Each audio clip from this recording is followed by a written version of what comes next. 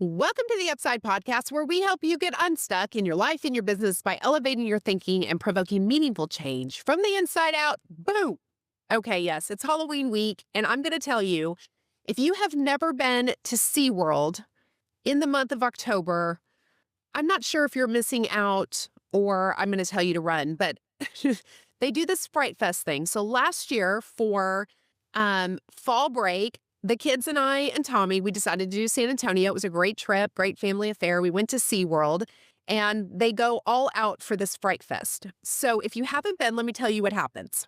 During the day, everything is fairly normal, obviously decorated for Halloween, all the things.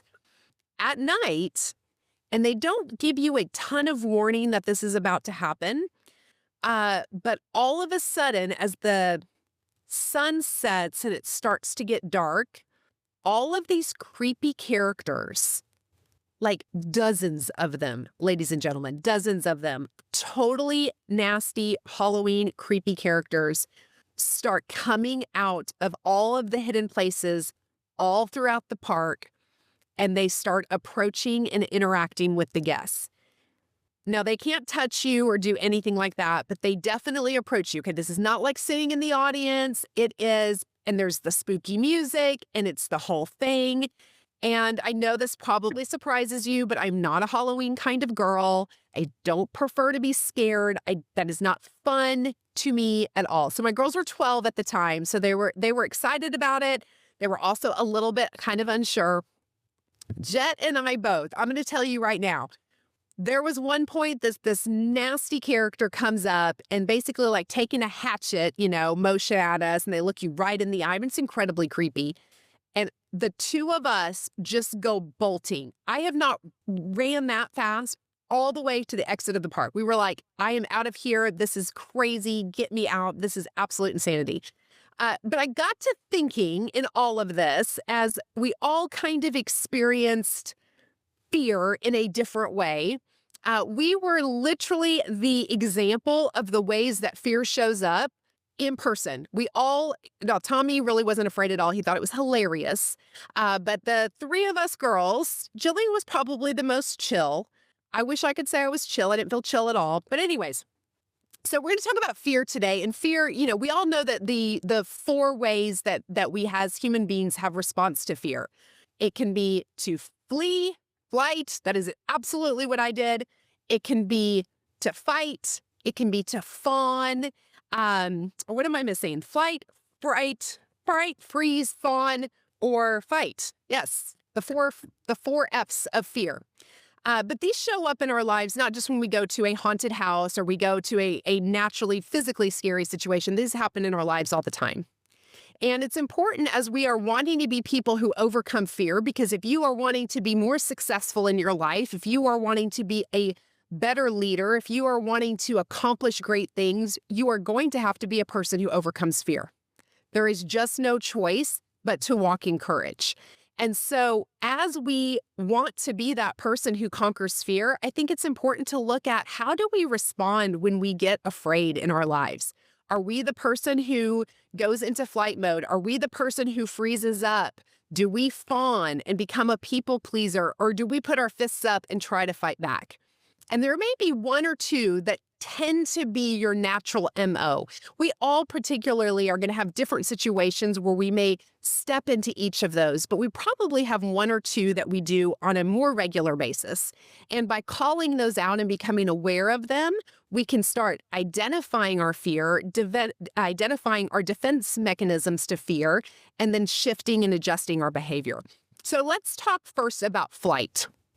So flight response to fear is just avoidance and overreaction. I mean, I'm a little embarrassed to say I probably overreacted in that moment at SeaWorld. It wasn't my best moment. I didn't feel exceptionally courageous. I looked like an absolute moron, and that's fine. Gave me a good podcast episode.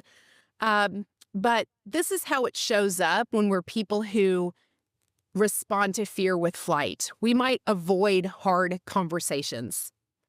We might delay picking up the phone and calling somebody back. We may run from challenges. We may not even put ourselves out there, because if we can just run away from it and avoid it, well, then we don't have to be afraid. What are those things that you are putting off and avoiding in your life? And if you're honest with yourself, it's because you're fearful. Sometimes we say it's because we're too busy. And at the end of the day, if we really strip back all the excuses, we're not doing it because we're afraid. You could be putting off your lead generation calls and you're busy doing something else, working on the transaction if you're in real estate, what have you. And if it really comes down to it, you're fleeing that moment of picking up the phone, asking for the business, and reaching out. Are you dodging uncomfortable conversations? Are you avoiding hard things? The second thing that we can do is get into freeze mode. And freeze mode is where we get stuck in indecision. We get stuck in indecision. It's the idea that if I don't decide or I don't do anything, well, then I don't have to move forward. I don't have to be courageous. And it can show up as analysis paralysis. Sometimes when we are real perfectionists, or we want everything to be perfect, or we get to be very analytical, we use the guise that, oh, I just am making sure that I have all the details. I'm making sure I have all my ducks in a row. And we get into this place where we're frozen and we're getting ready to get ready. If you're constantly getting ready to get ready, I would challenge you and ask, are you stuck in freeze mode because you're afraid to start? Are you afraid of being judged for putting yourself out there? Are you afraid of failing? And so you keep getting ready to get ready. You're busy, you're doing things, you're analyzing, you're preparing, and you're never getting into motion. Standing, waiting for the next monster just prolongs the fear. Just step out there and do it. Essentially, get it over with, and you'll realize it wasn't so bad. All right, so we have flight, we have freeze, and then we have fight mode. And fight mode is interesting because fight really is about misplaced energy. And you oftentimes identify it when you are on the receiving end, meaning somebody comes launching at you and you think, maybe not physically, like they're actually throwing punches. I'm assuming that doesn't happen probably to the majority of my listeners on a regular basis, or at least I hope not.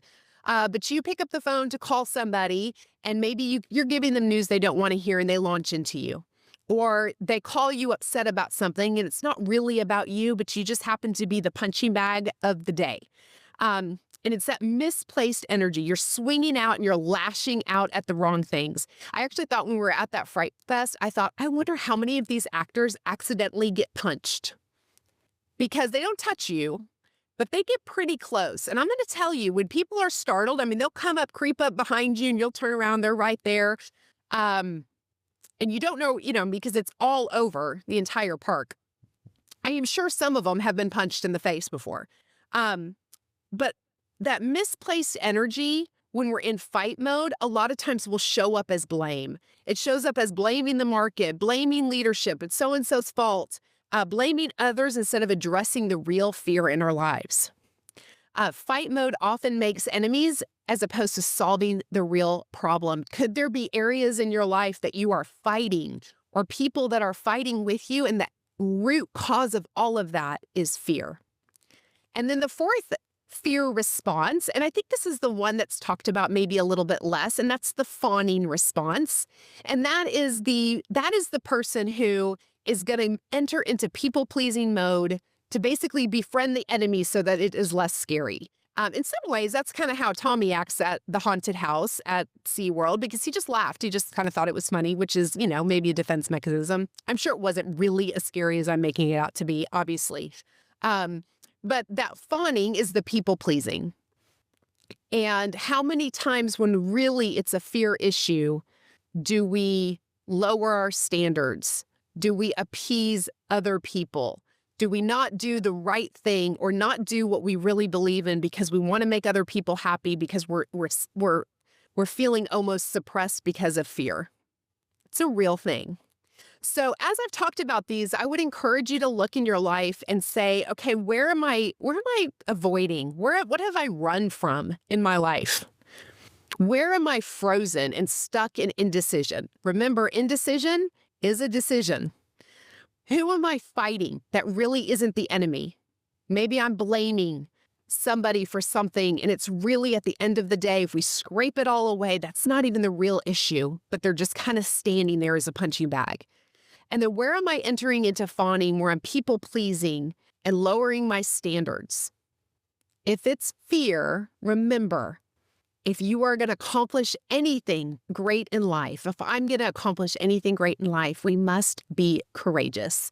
So I would encourage you to call that out, to identify it for what it is, and realize that when we name it, when I'm in flight mode right now, I'm in freeze mode right now, that awareness is going to break the cycle, because so many times it's clouded again in busyness, or it's clouded in wisdom. It's the wisdom of waiting. It's preparation. It's perfectionism, for instance. So slow down, breathe, and pause and ask, what is true? What is true? Where is the threat actually happening? Is there even a threat here, or is this just a perceived threat that I have? And then choose aligned action. Take a small, intentional step forward. So the next time fear shows up, I'm going to challenge you to be courageous. Remember that being courageous is not being fearless. You don't have to be fearless. You have to be courageous or fearless. Doesn't mean you won't fear at all, but when fear comes and stands behind you, how are you going to respond? And I'm going to challenge you to respond in courage. So happy Halloween week, ladies and gentlemen. Let's not be spooky fearful, but let's step out in faith, step out in courage. As always, thank you for listening to The Upside. When you invest in your growth every single day, it will yield you great returns. See you next week.